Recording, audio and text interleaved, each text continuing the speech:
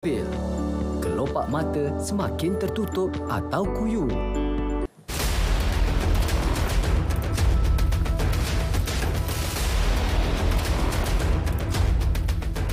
Assalamualaikum, Salam Malaysia Madani, Kanta 744 mendahului berita. Kita mulakan dengan rangkuman berita utama dalam segmen esensi. Menteri Dalam Negeri menepis sebarang dakwaan KDN sedang dalam proses memberi kerakyatan Malaysia secara besar-besaran kepada warga asing terutama dari China. Tanpa memperincikan perkara itu, beliau menyifatkan tomahan dilontar tanpa rasa tanggungjawab yang memberi kesan kepada usaha kementerian menyelesaikan isu permohonan kewarganegaraan ketika ini. Lebih 10 individu telah dipanggil setakat ini bagi merakam percakapan untuk membantu siasatan berhubung nahas pesawat terhempas berdekatan Bandar Elmina 17 Julai lepas.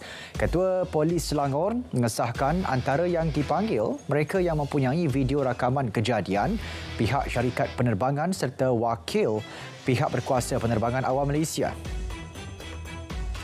Tempoh berkempen bermula di Parlimen P161 Pulai dan N13 Simpang Jeram. Ketua Polis Johor sekali lagi mengingatkan calon dan parti terlibat tidak menyentuh isu 3R ketika berkempen. Dalam pada itu, proses penamaan calon berjalan lancar. Seramai 1,700 pegawai dan anggota polis ditugaskan seawal 4 pagi hingga tamat proses penamaan calon hari ini.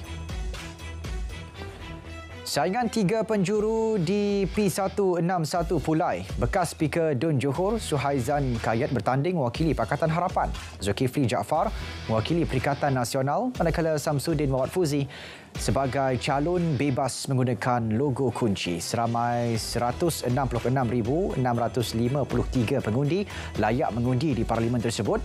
47 pusat pengundian umum dan 2 pusat pengundian awal dibuka bagi pilihan raya kali ini. Sementara itu, di N13 Simpang Jeram turut menyaksikan 3 calon bersaing. Pakatan Harapan diwakili Timbalan Ketua Parti Amanah Insinyur Nazri Abdul Rahman. Perikatan Nasional diwakili Timbalan Pesuruhjaya PAS Johor Dr. Muhammad Mazri Yahya dan calon bebas S. Jagannathan yang merupakan seorang ahli perniagaan. Seramai 40,379 pengundi akan menunaikan tanggungjawab mereka memilih wakil rakyat baru di Simpang Jeram. SPRM melancarkan 2 bilik gerakan di Johor. Ia bagi memudahkan orang ramai menyalurkan maklumat serta aduan berkaitan perbuatan rasuah dan salah guna kuasa pada PRK Parlimen Pulai dan Dun Simpang Jeram. Kedua-dua bilik gerakan itu beroperasi 24 jam bermula hari ini hingga 9 September. Semua pihak diminta tidak menimbulkan sebarang polemik yang boleh mengganggu gugat matlamat murni pelaksanaan modul penghayatan hadis 40 Imam Nawawi oleh KPM. Menteri di Jabatan Perdana Menteri Haliwal Agama dalam kenyataan menyeru semua pihak memberi tumpuan membangunkan negara, khususnya pembangunan modal insan generasi madani seperti yang dihasratkan Perdana Menteri.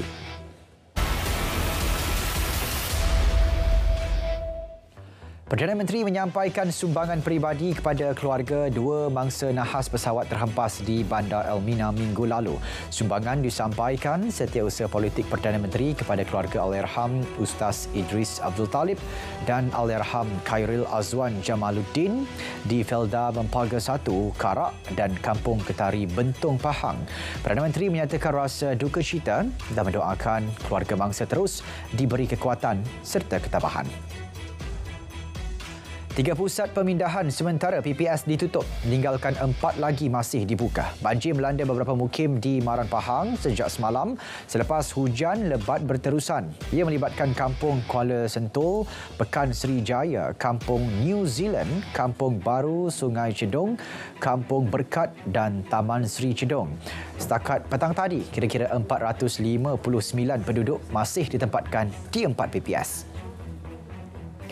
Baik, di Perak, Esko Kerajaan Negeri Sivanesan menasihatkan orang ramai untuk segera ke klinik atau hospital berhampiran jika terdapat gejala cacar monyet (Mpox). Walaupun tiada sebarang laporan jangkitan setakat ini, Jabatan Kesihatan Negeri telah melaksanakan langkah pencegahan awal melalui pemantauan di semua lokasi berisiko termasuk pintu masuk antarabangsa. Empat lelaki direman 7 hari bermula hari ini bagi membantu siasatan berhubung kematian seorang lelaki yang dipercayai dibelasah kerana menceroboh sebuah rumah. Perintah reman dikeluarkan Magistret Tuan Ahmad Syafiq Aizat Nazri pagi tadi dan Ketua Polis Daerah Kota Baru berkata tangkapan dibuat susulan kematian mangsa pada pukul 9.43 malam 24 Ogos lalu.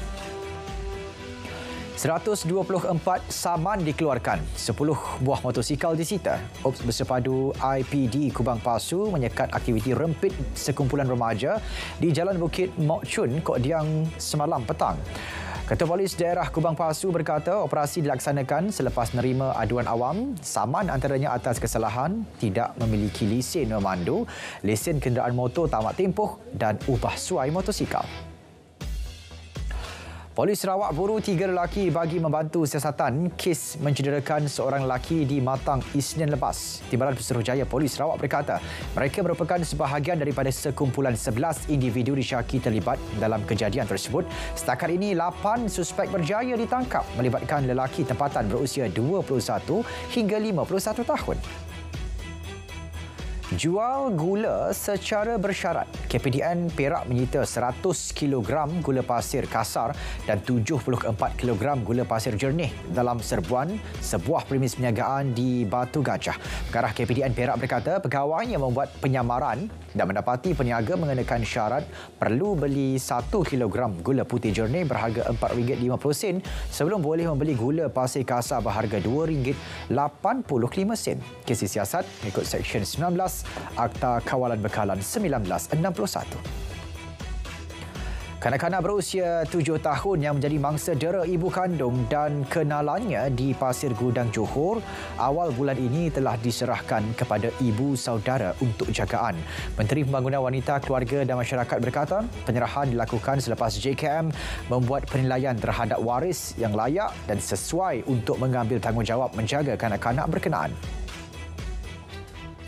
Sejak Julai 2019 hingga Mei lepas, 50 juta ekor nyamuk Aedes Wolbachia dilepaskan secara berperingkat di 28 lokaliti melibatkan 7 negeri. Menteri Kesihatan memaklumkan KKM sedang memilih lokaliti baru untuk pelepasan seterusnya. Keperluan menerusi projek pelepasan nyamuk berwolbachia di lokaliti-lokaliti yang dikenal pasti mencatatkan peningkatan kes demam denggi.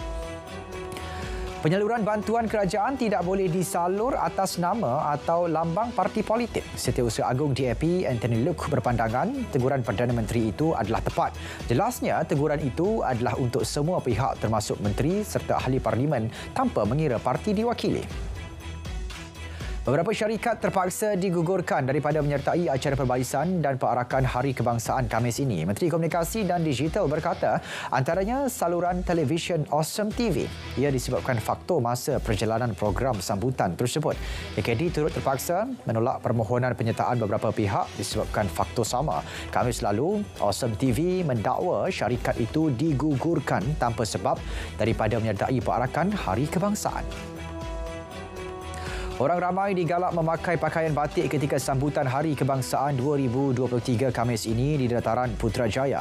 Saranan Menteri Komunikasi dan Digital itu bukan sahaja memeriahkan acara sambutan bertemakan Malaysia Madani, Dekad Perpaduan Penuhi Harapan, malah menunjukkan sokongan padu kepada industri batik tempatan.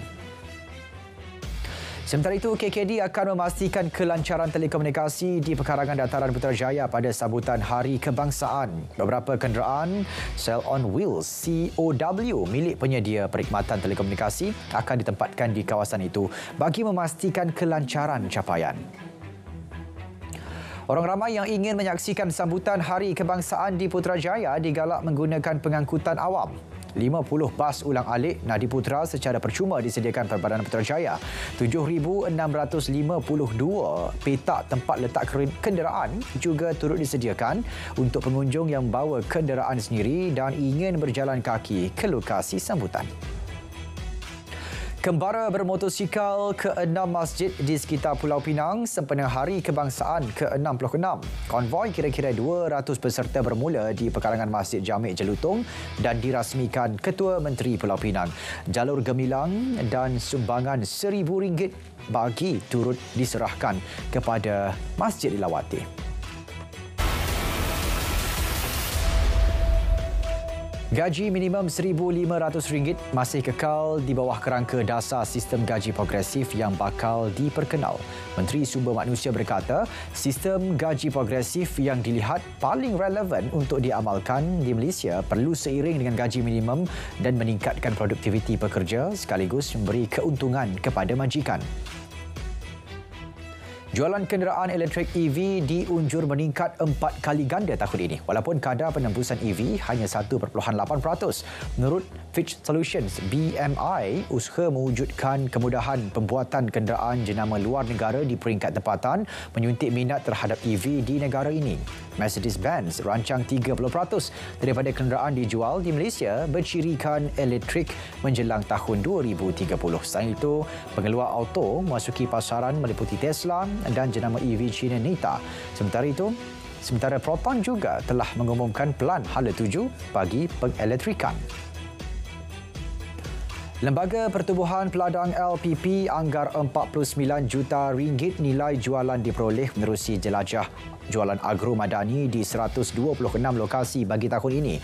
Ketua Pengarah LPP berkata, jelajah mendapat kerjasama Pharma dan LKIM.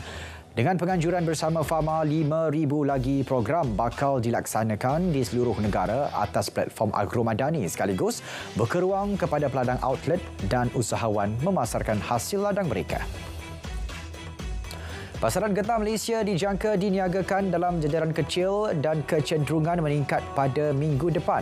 Makmah maklumkan pengeluar getah perlu bijak menyimpan sedikit stok menjelang kedatangan musim monsun. Ini berikutan hujan lebat tidak berhenti-henti mengekang produktiviti getah selain meningkatkan risiko penyakit. Sepanjang minggu ini, pasaran getah tempatan diniagakan bercampur-campur sejajar niaga hadapan getah serantau dan prospek ekonomi China.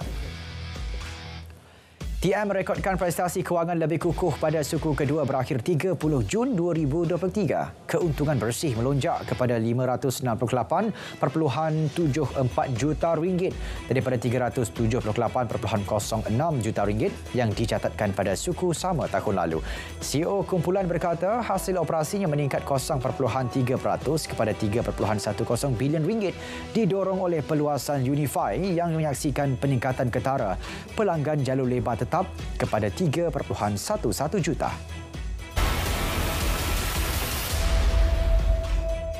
Malaysia akan membuka semula kedutaan besar Malaysia di Baghdad, Iraq yang ditutup sejak 2 dekad lalu. Menteri Luar dalam kenyataan menyebut pengoperasian semula kedutaan itu bakal membuka lebih banyak peluang kerjasama baru dalam pelbagai bidang.